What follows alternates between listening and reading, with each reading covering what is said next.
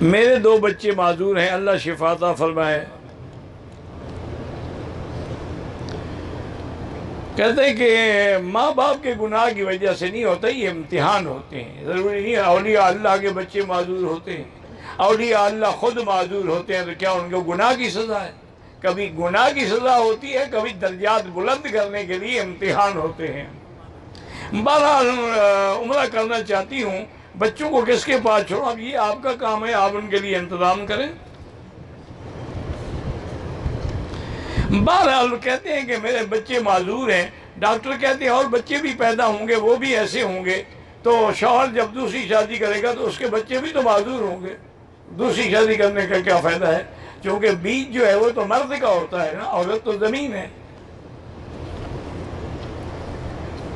بغیر وضو کے درود شریف پڑھ سکتے ہیں، عورت حیض کی حالت میں درود شریف پڑھ سکتی ہے۔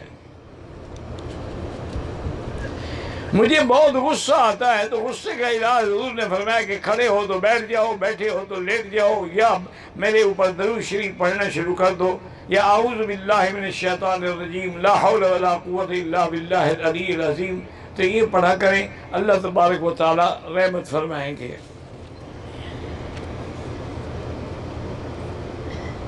میرے دادے کی عمر 100 سال ہے، ان تکلیف میں ہیں، ان کی روح نہیں نکل رہی، اللہ ان کی موت آسان فرمائے اور خاتمہ ایمان پہ ہو۔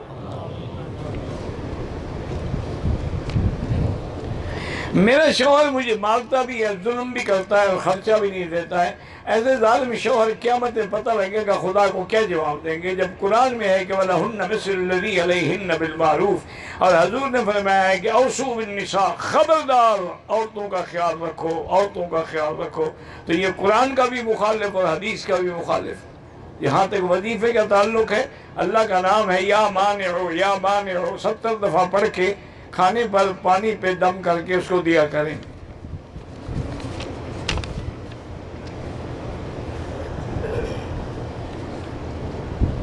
بہرحال سلاجید کے بارے میں کسی حکیم سے پوچھ رہے، پتہ نہیں میں نے کسی کی بات سن کے بتائی ہوگی۔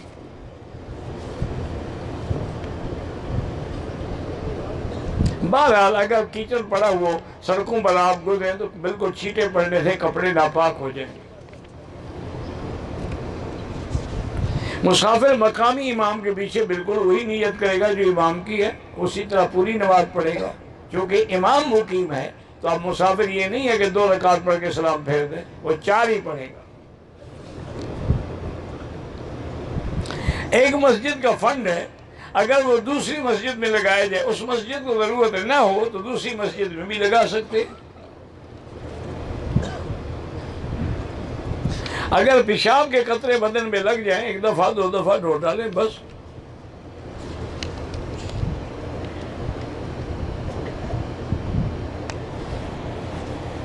بہرحال ایک مسجد میں ختم قرآن 10 دن میں یا 6 دن میں ہوتا ہے، وہ اتنا تیز پڑھتے ہیں کہ سمجھ بھی نہیں آتا، تو وہاں نہ پڑھا کریں، دوسری جگہ پڑھیں جہاں اطمینان سے قاری قرآن پڑھیں۔ بوسکی کا کپڑا مرد استعمال کر سکتے ہیں، یہ ریشم نہیں ہے، ریشم حرام ہے، یہ تو مصنوعی چیز ہے۔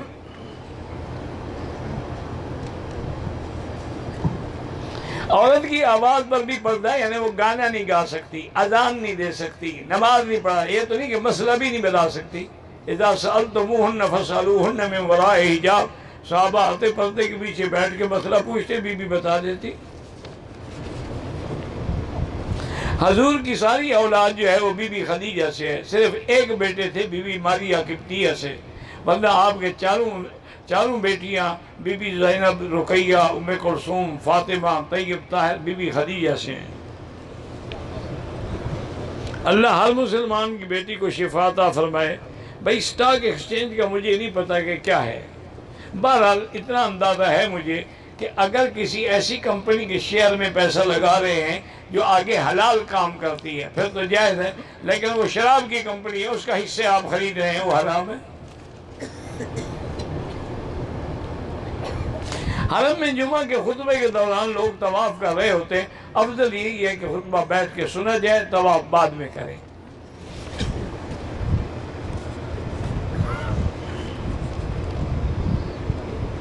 اگر میاں بیوی مذاق میں ایک دوسرے کو مارتے ہیں، خاوند بھی مار کھانے پہ راضی ہے، تو پھر مولوی مکی کو کیا اعتراض ہے؟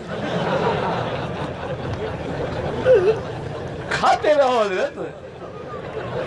ابھی بعض ہاتھوں تک ہے، پھر لاتوں تک ہے، پھر جوتوں تک آئے گی. ایسا ایسا وہ بڑھتی جائے گی نا. شادی پر جو لوگ نیوتا دیتے ہیں وہ تو ایک رواج ہے، تم دو گے وہ بھی دے گا، تم پھر دو گے. لکھنے والا سود نہیں لکھ رہا، وہ تو ایک مدد ہے ایک دوسرے کی، کہ تمہاری شادی ہے میں نے مدد کر دی، پھر میری تو آپ نے مدد کر دی. اقامت اذان کی طرح بھی جائز ہے اور ایک ایک کلمہ بھی جائز ہے. میں اپنی ملازمہ کی شادی کے لیے ہر سال کچھ رقم جمع کرتی ہوں، بعض زکوٰۃ تو اس پر دینی پڑے گی، یا تو اس کو دے دو، مالک بنا دو. یا حفیظ یا ودود یا رحیم یا مرید یا حفیظ یا اللہ ہو، 12 پڑھیں، اللہ کے نام ہے، جیسے بھی پڑھیں کوئی بات نہیں. طواف کی 2 رکعات جو ہے حنفی مسلک میں واجب ہیں. اگر عمرے کے سارے ارکان ہم نے کر لیے، میرے ساتھی نے بھی کر لیے، تو ایک دوسرے کے سر پہ اس طرح پھیر سکتے ہیں، بالکل پھیر سکتے ہیں. مسجد حرم کی آواز جو ہے ہمارے ہوٹل کے کمروں میں بھی آتی ہے، وہ نماز نہیں ہوتی. یہ تو اپنے ملک میں بھی اگر آپ ٹی وی کھول دیں تو آواز آ جائے گی، پھر وہاں ٹی وی کو امام بنا کے نماز پڑھیں گے.